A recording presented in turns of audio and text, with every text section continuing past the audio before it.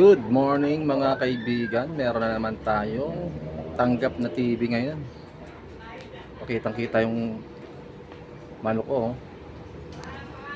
Si YT. Bali, 2 months pa lang yan, no?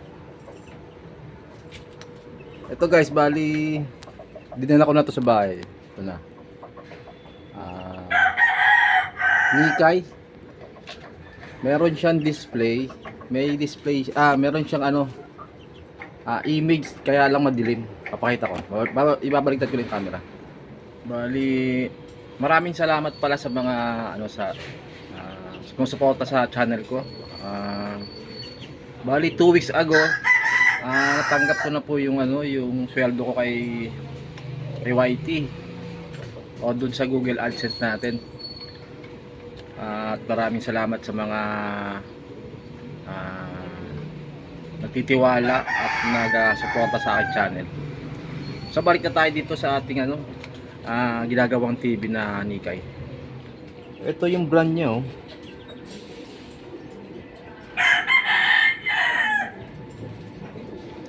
Yan.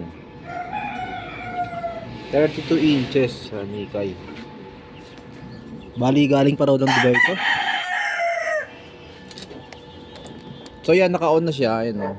Green na eh. Oh, ayaw gumana ng backlight. So hindi mo talaga dito kasi di makikita, hindi sa cellphone hindi makikita. Dito nakikita ko yung display dito eh. Bubuksan na lang natin. Bali, check muna natin yung niya, no, yung kanyang output sa backlight, no, kung mayroong blue tayo dito. So saksak ko muna. Ito, saksak muna natin.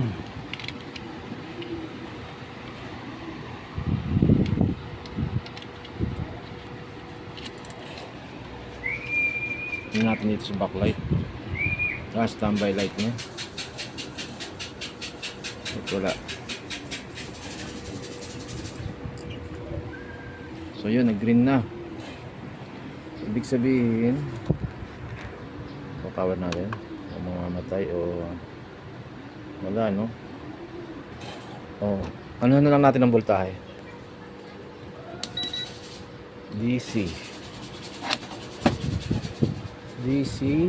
Check natin dito sa may puting ayun, oh. Kumpirmado na gumagana yung kanyang backlight driver, no? So kakalasin ko lang, titingnan natin kung saan yung niya, punde. Ito guys, yung laman ng backlight, no? Laman ng TV, no? Bali is 1, 2, 3, 4, 5. So 6, 2, 4, 6. So 12 lang yung laman niya, no? So konti lang yung laman niya, no? Palitan na lang natin ng bago to.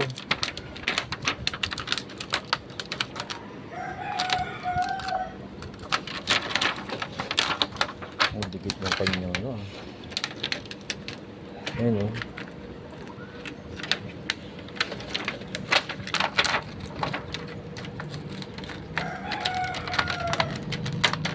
Ayun, wala para sa dulo yun.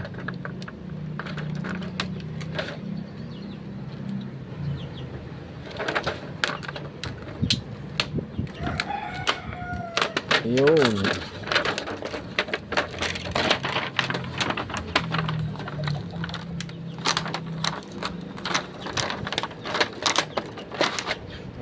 Ito na po mga kaibigan, na bali ang problema nito yung backlight po. Bali itong isang strip na yan gumagana. Tapos itong isa lang yung pundi. Isa lang yung pundido, kaya ang gagawin natin, dahil isa lang ang pundi, pwede pa to, no? Kahit isa lang yung pundi na, at hindi mo muna palitan ng bago lahat. Ayun, pailawin natin.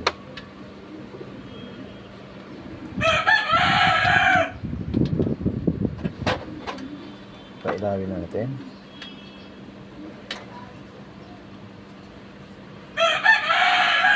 Ayun, no?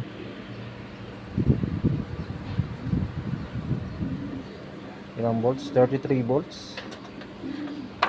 So yan lang muna ang gagawin natin guys. Tapos ang importante, check natin yung amperahe niya kung mataas ba o mababa. Pag mataas siya, pwede natin palitan ng backlight driver. Pause ko muna. A few moments later. So ito na yung panel natin, no?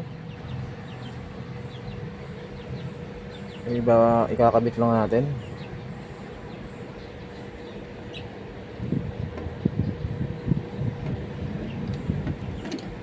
So yan.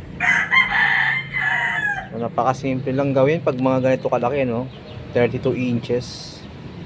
Hindi pa tanggal yung plastic niya.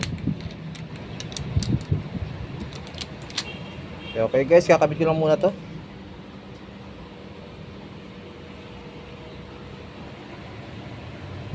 Much later.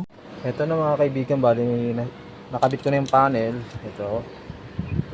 Testing natin kung ilang amperahe sa clammeter. So saksak ko lang muna.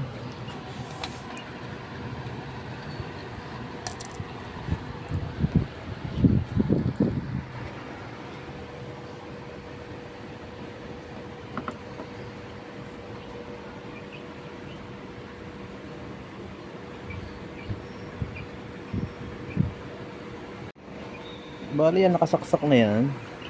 So may ilaw na yung standby natin, oh. Yan ko nga.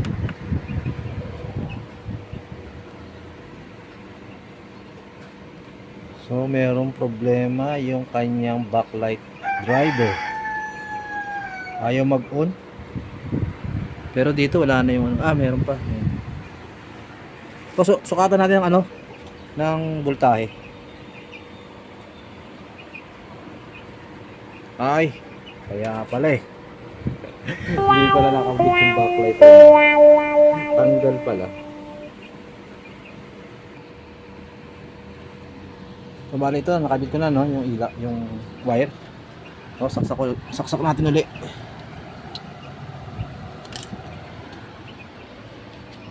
Ayun, umilaw na. So yung amperahe niya lang 0.21 lang, no. So hindi siya makakasira ng backlight pag ganun ang amperahe.